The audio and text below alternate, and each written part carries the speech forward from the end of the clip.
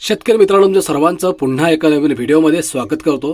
मित्रांनो, शेतकऱ्यांना मोफत सिम कार्डचा बोजवारा आता शेतकऱ्यांशी थेट संपर्काची योजना रखडली। मित्रांनो, शेतकऱ्यांसोबत जो संवाद व्हायला पाहिजे त्या संवादासाठी सरकारने एक जिल्हाधिकाऱ्यांना सिम कार्ड देण्याचा निर्णय घेतला होता, परंतु तो शेतकऱ्यांशी संपर्क होण्याआधीच ती योजनाच रखडलेली आहे। याचं कारण काय आहे आणि शेतकऱ्यांना याचा कशा प्रकारे फायदा होणार होता, संपूर्ण माहिती व्हिडिओच्या माध्यमातून समजून घ्या। त्यामुळे मित्रांनो, तुम्ही हा व्हिडिओ शेवटपर्यंत बघा आणि आपल्या माझी माहिती या यूट्यूब चॅनलला तुम्ही अजूनही सबस्क्राइब केलं नसेल तर लवकरात लवकर सबस्क्राइब करून घ्या। तर चला, जास्त वेळ न घेता आजच्या व्हिडिओला आपण सुरुवात करूयात।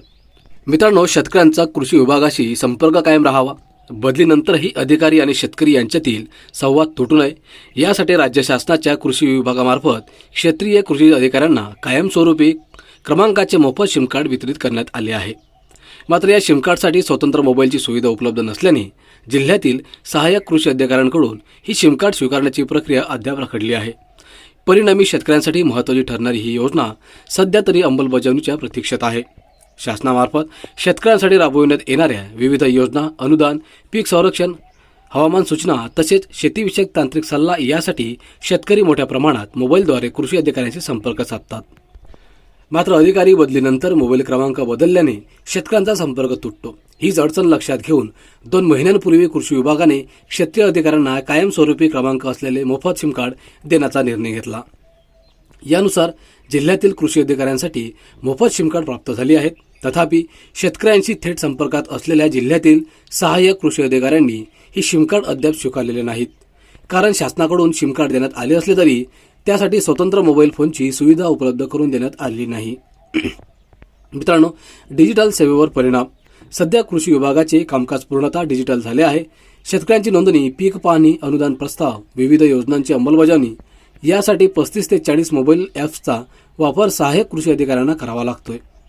वैयक्तिक मोबाईलवर अतिरिक्त सिम वापरणे किंवा सतत 2 क्रमांक सांभाळणे हे व्यवहार नसल्याने मोफत सिम कार्ड असूनही त्याचा प्रत्यक्ष वापर सुरू होऊ शकलेला नाही।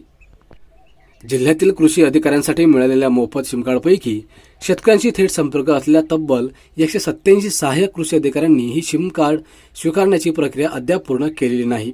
यामुळे शेतकऱ्यांशी थेट संवाद साधण्याचा शासनाच्या उद्देशालाच फटका बसत असल्याचे चित्र आहे। संघटनेचा इशारा। मित्रांनो, शेतकऱ्यांशी संपर्क कायम राखण्याच्या दृष्टीने कायमस्वरूपी मोबाईल क्रमांकाची योजना योग्य आहे। मात्र केवळ सिम कार्ड देऊन उपयोग नाही, त्यासाठी स्वतंत्र मोबाईलची सुविधा देणे आवश्यक आहे। अन्यथा ही योजना कागदपत्रावरच राहण्याची भीती आहे, अशी माहिती सहाय्यक कृषी संघटनेचे जिल्हाध्यक्ष धर्मेंद्र राठोड यांनी दिली। मित्रांनो, मोफत सिम कार्डचे वितरण झाले असले तरी प्रत्यक्ष वापर केव्हा सुरू होणार, शेतकऱ्यांना थेट संपर्काची सुविधा प्रत्यक्षात केव्हा मिळणार याकडे आता शेतकरी आणि कृषी अधिकारी दोघांचेही लक्ष लागले आहे।